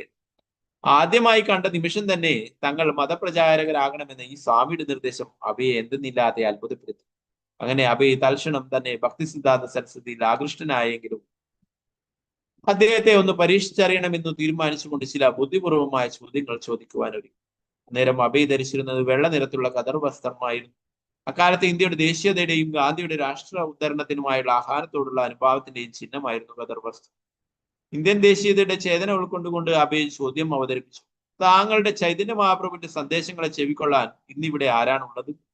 ഇന്ന് നമ്മുടേതൊരു ആശ്രിത രാജ്യമാണ്. അതിനാൽ ഇപ്പോഴത്തെ ഏറ്റവും പ്രധാന കർത്തവ്യം രാജ്യത്തിന് സ്വാതന്ത്ര്യം നേടിക്കൊടുക്കലാണ്. ബ്രിട്ടീഷ് ഭരണത്തിന്റെ കീഴിൽ കഴിയുന്നിടത്തോളം കാലം നമുക്ക് എങ്ങനെ ഇന്ത്യയുടെ സംസ്കാരം പ്രചരിപ്പിക്കുവാൻ സാധിക്കും? ശ്രീല ഭക്തി സിദ്ധാന്ത സരസ്വതി ഠാക്കൂർ പ്രഭുപാദ് മറുപടിയായി പറഞ്ഞു, കൃഷ്ണാബോധത്തിന്റെ പ്രചരണത്തിന് ഇന്ത്യൻ രാഷ്ട്രീയ രംഗത്ത് മാറ്റം ഉണ്ടാകുന്നത് വരെ കാത്തു നിൽക്കണമില്ല. ഇവിടെ ആര് ഭരിക്കും എന്നതൊരു വിഷയമേയല്ല. എന്നാൽ കൃഷ്ണാബോധം എന്നത് വളരെ പ്രധാനപ്പെട്ട വിഷയമാണ്. അതുകൊണ്ട് ഇത് പ്രചരിപ്പിക്കുന്നതിൽ ഒട്ടും തന്നെ കാലതാമസം വരുത്താനാവില്ല. പ്രഭുപാദർ എന്താ ഗുരുവിനോട് ചോദിച്ചത്? നിങ്ങൾ ചൈതന്യ മഹാപ്രഭുവിന്റെ സന്ദേശം പറയുന്നത് അത് അത്ര അർജന്റ് ആയിട്ടുള്ള കാര്യമൊന്നുമല്ല. ഇവിടെ എല്ലാവർക്കും ബ്രിട്ടീഷുകാരിൽ നിന്നും സ്വാതന്ത്ര്യമാണ് വേണ്ടത്, അതാണ് പ്രധാനപ്പെട്ട കാര്യം. അപ്പോഴ് ഭക്തി സിദ്ധാന്ത സരസ്വതി എന്താണ് മറുപടി പറഞ്ഞിട്ടുള്ളത്? കൃഷ്ണാബോധം പ്രചരിപ്പിക്കുക എന്ന് പറയുന്നത് വളരെ അർജന്റ് ആയിട്ടുള്ള കാര്യമാണ്. ആര് ഭരിക്കുന്നു എന്നുള്ളത് ഒരു പ്രശ്നമല്ല എന്ന് പറയുന്നു. ഇവിടെ ആര് ഭരിക്കും എന്നത് ഒരു വിഷയമേ അല്ല. എന്നാൽ കൃഷ്ണാബോധം എന്നത് വളരെ പ്രധാനപ്പെട്ട വിഷയമാണ്. അതുകൊണ്ട് അത് പ്രചരിക്കുന്നതിൽ ഒട്ടും തന്നെ കാലതാമസം വരുത്താൻ ആവില്ല എന്ന് പറയും. അല്ലെ, ധാരാളം ആൾക്കാർ ഭരിക്കുന്നുണ്ട് അല്ലെ, ഓരോരോ ആൾക്കാരും ഭരിച്ചുകൊണ്ടേയിരിക്കുന്നു. ആദ്യം രാജാക്കന്മാരൊക്കെ പിന്നീട് മുഗളന്മാർ വന്ന് ഭരിച്ചു, അല്ലെ, ബ്രിട്ടീഷുകാര്. അപ്പോ ആര് ഭരിക്കുന്നു എന്നുള്ളതല്ല പ്രധാനം, എല്ലാവർക്കും കൃഷ്ണാബോധം നൽകുക എന്നുള്ളത് വളരെ ഇമ്പോർട്ടന്റ് ആയിട്ടുള്ള പ്രധാനപ്പെട്ട കാര്യമാണെന്ന് പറയുന്നുണ്ടായി.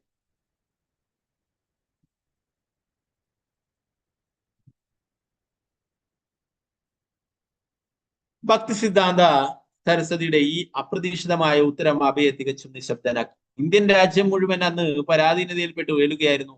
രാജ്യം ഒന്നടക്കം അഭയുടെ അഭിപ്രായത്തെ ശരിവെച്ചുകൊണ്ട് സ്വാതന്ത്ര്യ സമരത്തിൽ മുഴുകിയിരിക്കുകയായിരുന്നു. വിദ്യാസമ്പന്നരും ആത്മവീക്ഷണമുള്ളവരുമായ ബംഗാളിലെ എത്രയോ പ്രമുഖ നേതാക്കളും സന്യാസിമാരും, എന്തിനധികം ഗാന്ധിജി പോലും ഈ ഇരിക്കുന്ന സാധുവിന്റെ വാക്കുകളെയും ആശയങ്ങളെയും അഭയ് ചോദിച്ച അതേ ചോദ്യം കൊണ്ട് തന്നെ നേരിടുമെന്നത് ഉറപ്പാണ്.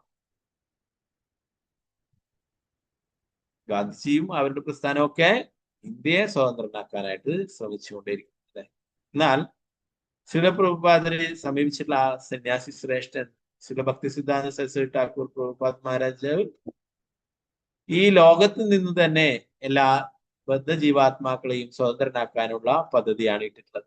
ഇവിടെ ജനിച്ചത് കൊണ്ടാണ് ഇവിടെ ബ്രിട്ടീഷുകാരുടെ അടിയിലായാലും മറ്റുള്ളവരുടെ ഭരണാധികാരിയുടെ അടിയിലായാലും കഴിയേണ്ടി വരുന്നത് അല്ലെ. അതിന് ജന്മമൃത്യു ജരാവ്യാധി ചക്രത്തിൽ നിന്നും സ്വതന്ത്രരാവാൻ, അതിൽ നിന്ന് മോചനം ലഭിക്കുവാനായിട്ട് ശ്രീല ഭക്തി സിദ്ധാന്ത സരസ്വതി ഠാക്കൂർ പ്രഭുപാദ് ശ്രമിച്ചുകൊണ്ടേയിരിക്കുന്നു അല്ലെ. അതിന് സഹായിക്കുവാനായിട്ടാണ് പറയുന്നത്. എന്നാൽ ശ്രീല ഭക്തി സിദ്ധാന്ത സരസ്വതി വഴങ്ങിയില്ല. ഈ ഗവൺമെന്റുകളെല്ലാം താൽക്കാലികമാണെന്നും ശാശ്വതമായ സത്യം കൃഷ്ണാബോധമാണെന്നും നാമെല്ലാം യഥാർത്ഥത്തിൽ ആത്മാക്കളാണെന്നും അദ്ദേഹം വാദിച്ചു. മനുഷ്യരാശിയെ രക്ഷിക്കുവാൻ മനുഷ്യനിർമ്മിതമായ ഒരു രാഷ്ട്രീയ വ്യവസ്ഥിതിക്കും സാധിക്കുകയില്ല.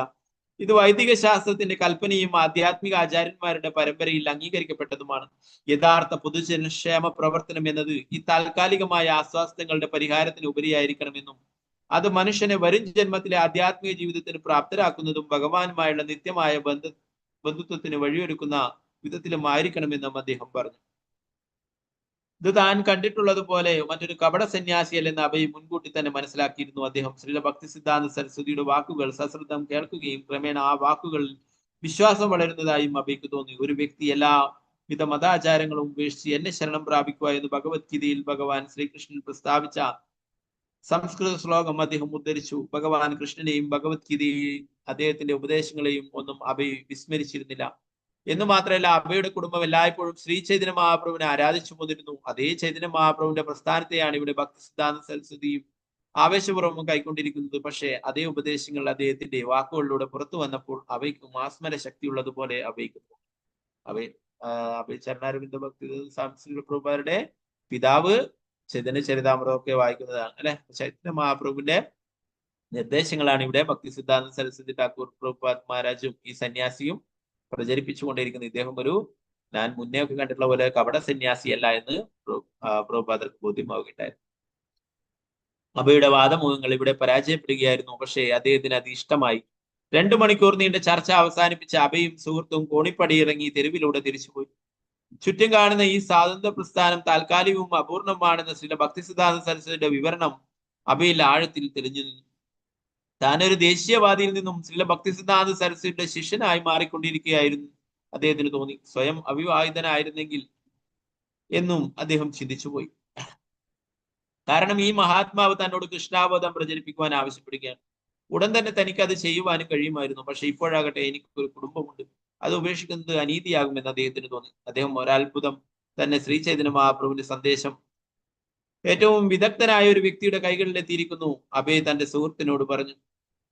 ആ രാത്രി തന്നെ ഭക്തി സിദ്ധാന്ത സരസ്വതിയെ തന്റെ ആധ്യാത്മിക ഗുരുവായി സ്വീകരിച്ചു കഴിഞ്ഞിരുന്നുവെന്ന് പിൽക്കാലത്ത് ശ്രീല പ്രഭുപാദർ പറയുകയുണ്ടാവും. ഔപചാരികമായിട്ടല്ല, ശ്രീല പ്രഭുപാദർ പറഞ്ഞു, എന്നാൽ എന്റെ ഹൃദയത്തിൽ എനിക്കൊരു പരമോന്നതനായ സാധുവിനെ കാണുവാനുള്ള ഭാഗ്യം സിദ്ധിച്ചുവല്ലോ എന്ന ചിന്ത വീണ്ടും വീണ്ടും മനസ്സിൽ മന്ത്രിച്ചുകൊണ്ടേയിരുന്നു.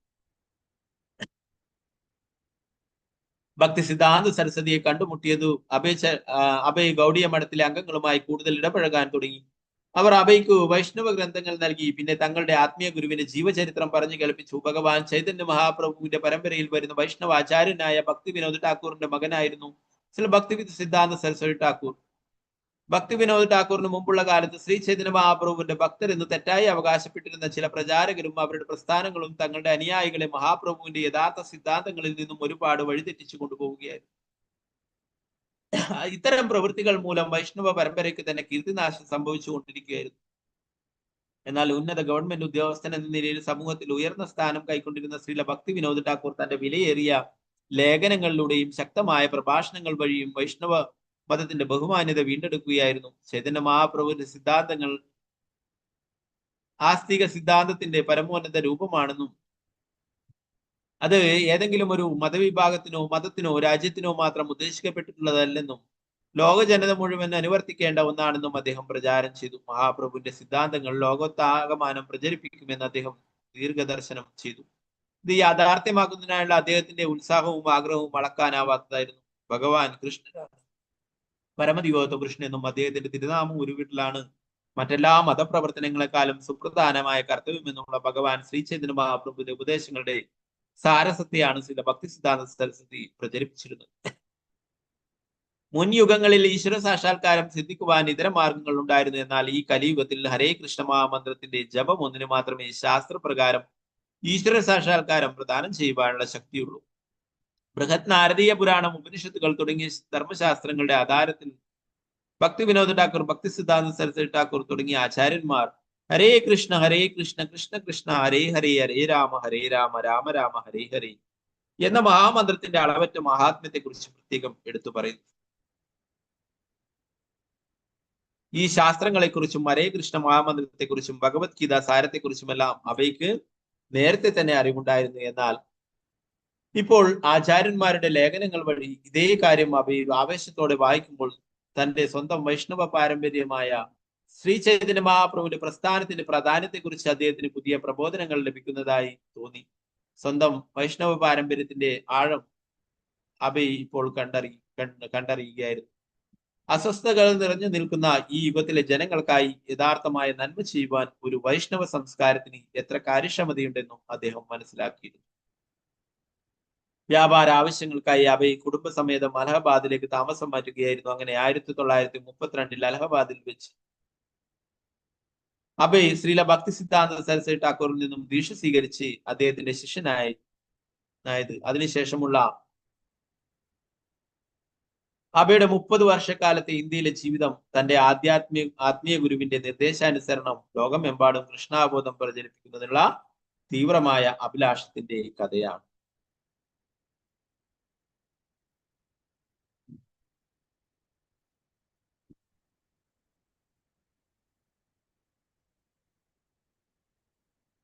ഓക്കെ, ഒരു കാര്യം ചെയ്യാം. നമുക്ക് അവതാരിക്കൽ കുറച്ച് ഭാഗങ്ങളും കൂടി ഉണ്ട്. അത് നമുക്ക് നാളത്തെ ക്ലാസ്സിൽ അത് കൂടി നോക്കാം. ഓക്കെ,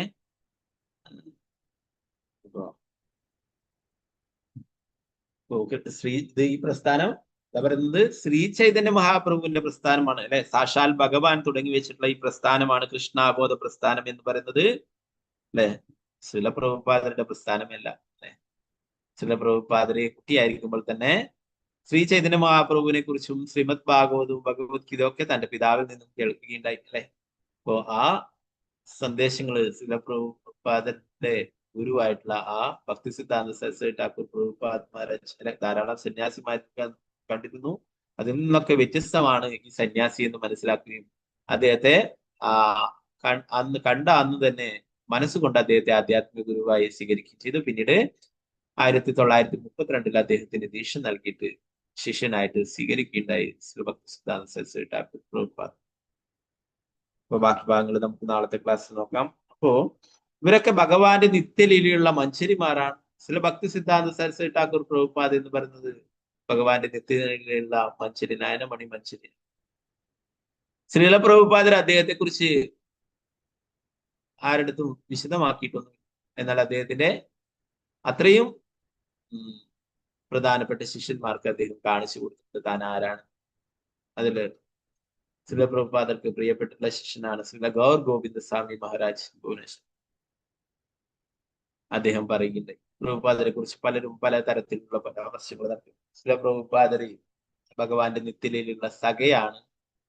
ചില ആൾക്കാരൊക്കെ പറഞ്ഞു വ്യാസദേവന്റെ അവതാരമാണ്. അങ്ങനെ പലതരത്തിലും ആൾക്കാർ ഊഹാങ്ങൾ പറയുന്നുണ്ട്, പലതരത്തിലുള്ള അഭിപ്രായങ്ങൾ പറയും. അപ്പൊ അദ്ദേഹം അതിന്റെ യഥാർത്ഥ സത്യം വെളിപ്പെടുത്തി കൊടുക്കുകയാണ്. അദ്ദേഹത്തിന്റെ കൂടെ 16 ദിവസത്തോളം അവിടെ അദ്ദേഹത്തിന്റെ ഒരു ചെറിയ കുടിലില് ഭുവനേശ്വറിൽ അദ്ദേഹം ക്ഷേത്രം എടുക്കുന്ന ആ ഒരു സ്ഥലത്ത് അവിടെ കഴിയുകയുണ്ടായി. കാട് എന്നൊരു ക്ഷേത്രം എടുക്കാൻ തുടങ്ങിയിട്ട് അവിടെ ഒരു കാട്ടിലെ ഒരു കുടില് പോലെയൊക്കെ കെട്ടിയിട്ട് അവിടെ കഴിയുകയായിരുന്നു. അപ്പൊ അവിടെ പ്രഭുപാദർ അദ്ദേഹത്തിന്റെ കൂടെ 16 ദിവസത്തോളം അവിടെ താമസിക്കുകയുണ്ടായി.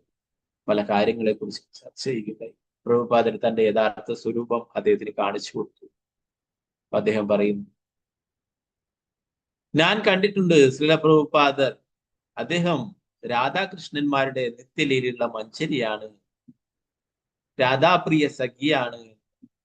അപ്പോ പ്രഭുപാദർ എന്ന് പറയുന്നത് നമ്മളെപ്പോലുള്ള ഒരു ബദ്ധജീവാത്മാവല്ല, ആധ്യാത്മിക ഗുരുക്കന്മാരെല്ലാവരും തന്നെ അവരൊക്കെ ഭഗവാന്റെ നിത്യലീലയുള്ളവരാണ്. പ്രഭുപാദരെ ഭഗവാന്റെ നിത്യലീലുള്ള മഞ്ചരിയാണ്, രാധാകൃഷ്ണന്മാർക്ക് സേവനം ചെയ്യുന്ന, അഷ്ടസഖിമാർക്ക് സേവനങ്ങൾ ചെയ്യുന്ന മഞ്ചരിയാണ്. അപ്പൊ ഭഗവാൻ ഓരോരോ കാര്യങ്ങൾക്കായിട്ട് ഇവിടെ അവരെ അയക്കുന്നതാണ്, കൃഷ്ണാബോധം പ്രചരിപ്പിക്കുവാനായിട്ട്. നേരത്തെ ശ്രീല ഭക്തി വിനോദ് ഠാക്കൂർ പ്രാർത്ഥിച്ചു ജഗന്നാഥ ഭഗവാനോട്, അങ്ങയുടെ ശക്തിയെ ഇവിടേക്ക് അയക്കണം, എന്നെ സഹായിക്കുവാനായിട്ട്, എനിക്ക് ഗ്രന്ഥങ്ങൾ രചിക്കുവാനും എന്നെ കൃഷ്ണാബോധം പ്രചരിപ്പിക്കുവാനും അങ്ങ് തന്നെ അങ്ങയുടെ ഒരു ശക്തിയെ എൻ്റെ അടുത്തേക്ക് അയക്കണമെന്ന്. ഇത് പ്രകാരമാണ് ചില ഭക്തി സിദ്ധാന്ത സരസ്വതി ഠാക്കൂർ പ്രഭുപാദ് മഹാരാജിനെ ഇവിടേക്ക് അയച്ചിട്ടുള്ളത്. അപ്പൊ അതുപോലെ ചില ഭക്തി സിദ്ധാന്ത സരസ്വതി ഠാക്കൂർ പ്രഭുപാദ് മഹാരാജിന് അനേകം ശിഷ്യന്മാരും അല്ലെ, അവർക്കൊന്നും സാധിക്കാത്തത് ശ്രീല പ്രഭുപാദർക്ക് സാധിക്കുകയുണ്ടായി. തന്റെ 70-ാമത്തെ വയസ്സിലെ അദ്ദേഹം ലോകം മുഴുവൻ സഞ്ചരിച്ച് കൃഷ്ണാബോധം പ്രചരിപ്പിക്കുകയുണ്ടായി. അപ്പോ ശ്രീല പ്രഭുപാദരുടെ ആ ജീവിതത്തിൽ നടന്നിട്ടുള്ള പ്രധാന കാര്യങ്ങൾ നമുക്ക് ഒന്ന് നോക്കിയിട്ട് ക്ലാസ് ഇവിടെ ചുരുക്കാം. ഓക്കെ, ബാക്കി ഭാഗങ്ങൾ നമുക്ക് നാളത്തെ ക്ലാസ്സിൽ ഒന്ന് നോക്കിയിട്ട് പിന്നീട് ഭാഗവത്തിലേക്ക് കേട്ടോ. ഓക്കെ, അപ്പോ ഓരോ കാലഘട്ടങ്ങളെ കുറിച്ചിട്ടും പറഞ്ഞതാണ്, അത് ചുരുക്കിയിട്ട് ഞാൻ വായിച്ചിരുന്നു. നമ്മൾ നേരത്തെ പറഞ്ഞു 1896 സെപ്റ്റംബർ 1-ാം തീയതിയാണ് ഗർമോഹൻ ദേവിയുടെയും രജനി ദേവിയുടെയും മകനായിട്ട് അഭയചരണ ജനിച്ചിട്ടുള്ളത് അല്ലെ. അഭയചരൺ ദേ എന്നാണ് കുട്ടിയിലുള്ള അദ്ദേഹത്തിന്റെ പേര്. പ്രഭുപാദൻ 1918 ശ്രീമതി രാധാറാണി ദത്തയെ വിവാഹം കഴിച്ച് ഗൃഹസ്ഥ ജീവിതത്തിലേക്ക് പ്രവേശിക്കുകയുണ്ടായി. 1922 തന്റെ ഭാവി ആധ്യാത്മിക ഗുരുവിനെ കണ്ടുമുട്ടുകയും ഭക്തി സിദ്ധാന്ത സരസ്വതി ഠാക്കൂർ പ്രഭുപാദ് മഹാരാജിനെ കണ്ടു. തന്റെ ആധ്യാത്മിക ഗുരുവായ ഭക്തി സിദ്ധാന്ത സരസ്വതി ഗോസ്വാമി മഹാരാജ് അവർകളെ ആദ്യമായി കണ്ടുമുട്ടുന്ന പാശ്ചാത്യ രാജ്യങ്ങളിൽ കൃഷ്ണാബോധം പ്രചരിപ്പിക്കാനുള്ള നിർദ്ദേശം അദ്ദേഹം നൽകുകയുണ്ടായിരുന്നു. 1925 തന്റെ ആധ്യാത്മിക ഗുരുവിനെ വീണ്ടും സന്ദർശിക്കുകയുണ്ടായി. ഭഗവാൻ കൃഷ്ണൻ തന്റെ ലീലകളാടിയ വൃന്ദാവനത്തിൽ വെച്ച് തന്റെ ആധ്യാത്മിക ഗുരുവിനെ പറ്റി കൂടുതൽ അറിയുകയുണ്ടായി എന്ന് പറഞ്ഞു. 1932 ഔപചാരികമായ ഭക്തി സിദ്ധാന്ത സരസ്വതി ഗോസ്വാമി മഹാരാജ് അവർകളിൽ നിന്നും ഔപചാരികമായി ദീക്ഷ സ്വീകരിക്കുകയുണ്ടായി. 1935 തന്റെ ആധ്യാത്മിക ഗുരുനാഥനെ സന്ദർശിക്കുകയുണ്ടായി. വൃന്ദാവനത്തിൽ തന്റെ ആധ്യാത്മിക ഗുരുവിനെ സന്ദർശിച്ച വേളയിൽ അദ്ദേഹത്തിന് പുസ്തകങ്ങൾ എഴുതുക, ആചരിക്കുക, കൃഷ്ണ ക്ഷേത്രങ്ങൾ പണിയുക മുതലായ അതിപ്രധാനങ്ങളായ നിർദ്ദേശങ്ങൾ നൽകുകയുണ്ടായി. 1944 ബാക്ക് ടു ഗോഡ് ഹെഡ് എന്ന നാമത്തിൽ ഒരു മാസിക പ്രസിദ്ധീകരിക്കുകയുണ്ടായി. അതാണ് തന്നെയാണ് ഇപ്പോൾ മലയാളത്തിലൊക്കെ ഭഗവത് ദർശനം എന്ന പേരിൽ വരുന്നത് അല്ലെ. ശ്രീല പ്രഭുപാദർ അന്ന് തുടങ്ങി വെച്ചിട്ടുള്ളതാണ്. 1947 ഭക്തി വേദാന്ത എന്ന പദവി സ്വീകരിക്കുകയുണ്ടായി. 1959 സന്യാസം സ്വീകരിക്കുകയുണ്ടായി. തന്റെ ആധ്യാത്മിക സഹോദരന്മാരിൽ ഒരാളായ പരമപൂജ്യ BP കേശവസ്വാമി മഹാരാജിൽ നിന്നും ഭക്തിപ്രജ്ഞ കേശവസ്വാമി മഹാരാജിൽ നിന്നും സന്യാസം സ്വീകരിക്കുകയുണ്ടായി. 1965 അമേരിക്കൻ ഐക്യനാടുകളിലേക്ക് യാത്ര ചെയ്യുകയുണ്ടായി. അമേരിക്കൻ ഐക്യനാടുകളിലേക്കുള്ള യാത്ര, അമേരിക്കയിലേക്കുള്ള ചരിത്രപരമായ യാത്ര ഒരു ചരക്ക് കപ്പലായ ജലദൂതയിൽ ബോസ്റ്റണിൽ കോമൺവെൽത്ത് ഫയർ എന്നിടത്തിൽ എത്തിച്ച് നമ്മൾ നേരത്തെ പറഞ്ഞല്ലേ, പ്രഭുപാദരി അമേരിക്കയിലേക്ക് പുറപ്പെട്ടതിന്റെ ആ ദിനം നമ്മൾ കഴിഞ്ഞ മുന്നേ പറയുകയുണ്ടായി കുറച്ച് ദിവസങ്ങൾ അല്ലെ. 1966 അന്താരാഷ്ട്ര കൃഷ്ണാബോധ സമിതി രൂപീകരിക്കുകയുണ്ടായി, ഇസ്കോൺ സ്ഥാപിച്ചിട്ടുണ്ട്. 1968 ഭഗവത്ഗീത യഥാരൂപത്തിന് സംക്ഷിപ്ത രൂപം മക്മില്ലൻ പ്രസാദകർ പ്രസിദ്ധീകരിച്ചു. 1970 അന്താരാഷ്ട്ര കൃഷ്ണാബോധ സമിതിക്കായി ഒരു ഭരണനിർവഹക സമിതി ഗവേണിംഗ് ബോഡി GBC രൂപീകരിക്കുകയുണ്ടായി. 1972 ഭക്തി വേദാന്ത ട്രസ്റ്റ് സ്ഥാപിച്ചു. പ്രഭുപാദരെ ഈ തന്റെ ഗ്രന്ഥങ്ങള് അച്ചടിച്ച് വിതരണം ചെയ്യാനായിട്ട് BBT ഭക്തി വേദാന്ത ബുക്ക് ട്രസ്റ്റ് എന്നുള്ള ഒരു ട്രസ്റ്റ് ഉണ്ടാക്കുകയുണ്ടായി. എന്തെങ്കിലും സാഹചര്യത്തില് എന്റെ ഈ പ്രസ്ഥാനം ഇസ്കോൺ ഇല്ലാതായി തീർന്നാലും എന്റെ പുസ്തകങ്ങള് എന്നും ജനങ്ങളുടെ കയ്യിലെത്തണം, അതിനായിട്ട് BBT എന്ന പേരിൽ ഭക്തി വേദാന്ത ബുക്ക് ട്രസ്റ്റ് എന്ന പേരിൽ വേറെ തന്നെ ഒരു ട്രസ്റ്റ് രൂപീകരിക്കുകയുണ്ടായി. 1974 ചൈതന്യ ചരിതാമൃത്തിന്റെ ഇംഗ്ലീഷ് പരിഭാഷ പൂർത്തിയാക്കി. 1975 വൃന്ദാവന ഭൂമിയിൽ തന്റെ ഭാവി സമാധി സ്ഥലമായ ശ്രീകൃഷ്ണ ബലറാം ക്ഷേത്രം പണികഴിപ്പിച്ചു. 1977 ഈ ഭൗതിക ലോകത്തിലുള്ള ലീലകളിൽ നിന്നും വിടവാങ്ങുകയും ഭഗവാന്റെ നിത്യലീലയിലേക്ക് എത്തിച്ചേരുകയുണ്ടായി. തന്റെ 81-ാം വയസ്സിൽ പുണ്യഭൂമിയായ വൃന്ദാവനത്തിൽ വെച്ച് ശ്രീല പ്രഭുപാദർ വിടവാങ്ങി. ഈ കുറഞ്ഞ സമയത്തിനുള്ളിൽ 12 വർഷത്തെ ഈ വിദേശവാസത്തിനുള്ളിൽ 14 പ്രാവശ്യം ആഗോള പര്യടനം നടത്തുകയും 108ഓളം കൃഷ്ണക്ഷേത്രങ്ങൾ ലോകത്തിൽ എമ്പാടുമായി സ്ഥാപിക്കുകയും ചെയ്തു. ശ്രീല പ്രഭുപാദ് की जय, गुरुमहाराज की जय, गुरु ब्रह्मानंदे हरे. 129ാമത്തെ ശ്രീല പ്രഭുപാദന്റെ ആവിർഭാവ ദിനമാണ് ഇന്ന്. നമുക്കൊക്കെ ശ്രീല പ്രഭുപാദരോട് പ്രാർത്ഥിക്കാം. നമുക്ക് കൃഷ്ണാഭാവത്തിൽ വരാനായിട്ട് ശ്രീല പ്രഭുപാദന്റെ കാരുണ്യം നമുക്ക് വേണം അല്ലെ. ഒക്കെ പ്രാർത്ഥിക്കാം. ശ്രീല പ്രഭു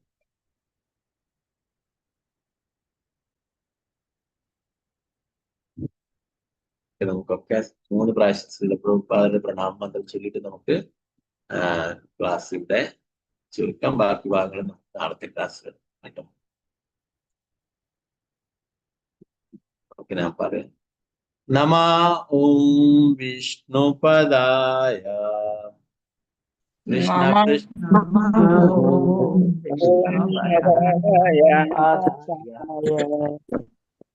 നമ ഒരുമിച്ച് ചൊല്ലാം. നമോ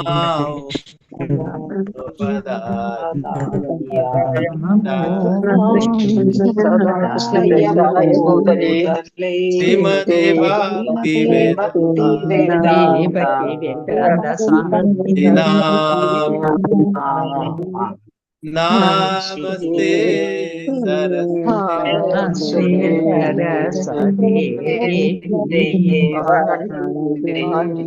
നിർവിശേഷ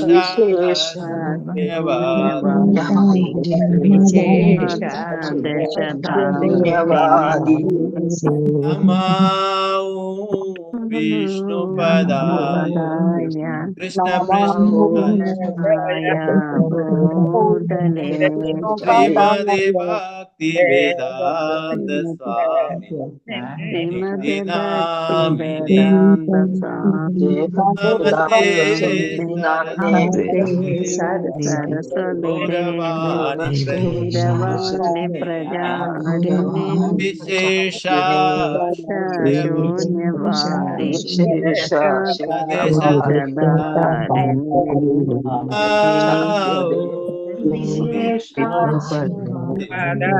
കൃഷ്ണ പൃഷ്ഠായ ശ്രീമദേ നമസ്തേ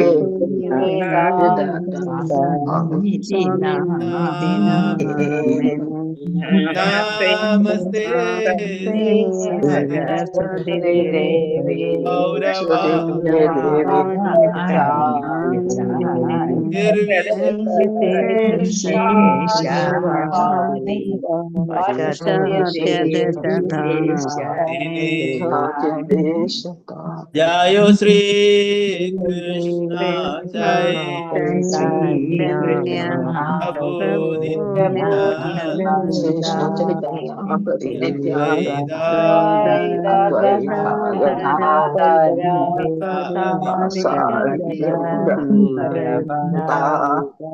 ഹരേ Krishna Hare Krishna, Hare Krishna, Hare Rama,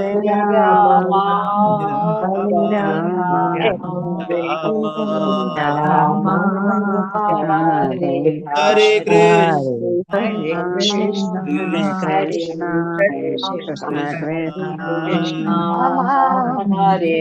Hare Rama, Hare Rama, Rama Rama, Hare Krishna, Hare Krishna, Krishna Krishna, Hare Hare, Hare Hare Rama, Hare Rama, Rama Rama, Hare Hare, Hare Krishna, Hare Rama, Hare Hare Krishna, Hare. Hare Prabhat Rama, ഉച്ചവരെ 12 മണി വരെ fasting ആണ്. Okay, പറ്റുന്നവരൊക്കെ എടുക്കുക. അല്ല, ഇന്നലെ fasting എടുത്തതിന് ഇന്ന് ആദ്യം fasting വന്നു വരും. ഓക്കെ, ഇന്ന് പ്രഭുപാദന്റെ കാരുണ്യം നമുക്ക് ലഭിക്കും. പറ്റുന്ന രീതിയിൽ എടുക്കുക. അങ്ങനെ ചെയ്യാൻ പറ്റുന്നില്ലെങ്കിൽ ഏകാദശി പ്രസാദമൊക്കെ കഴിച്ചിട്ട് പിന്നീട് 12 മണിക്കാക്കാം. ഏകാദശി പ്രസാദം ഇന്നലെ മുതലേ കണ്ടിന്യൂ ചെയ്യുന്നവര് അങ്ങനെ എന്താ പറയാ, ഉച്ചക്ക് ധാന്യങ്ങൾ കഴിച്ചിട്ട് ബ്രേക്ക് ചെയ്യുക 12 മണിക്ക് കേട്ടോ. ഓക്കെ, അപ്പൊ അമ്പലത്തില് കുറച്ച് കഴിഞ്ഞിട്ട് 10 മണിക്ക് ശേഷം നാം പറഞ്ഞു കേട്ടത് അഭിഷേകം കാര്യങ്ങളൊക്കെ ഉണ്ട് കേട്ടോ. അപ്പൊ പറ്റുന്നവരൊക്കെ അതില് കാണുക. ഓക്കെ, ഹരേ കൃഷ്ണ. വാഞ്ചകൽപതരൂപശ്ച കൃപാസിന്ധുഭ്യശ്ച പതിതാനം പാവനേഭ്യോ വൈഷ്ണവേഭ്യോ നമഃ. അനന്തകുടി വൈഷ്ണവിക്ക് ജയ്. ശ്രീല പ്രഭുപാദ് ജി, ഗുരുരാജ് की जय. गुरु प्रणाम। हरे कृष्ण। हरे Okay, Krishna. Hare Krishna Prabhuji, Hare हरे कृष्ण प्रभुजी। हरे Hare कृष्ण। Krishna Prabhuji, ഹരേ കൃഷ്ണ. ഓക്കെ, हरे അപ്പൊ कृष्ण। വേറെ ഒന്നും ഇല്ലെങ്കിൽ हरे कृष्णा प्रभुजी। हरे कृष्णा।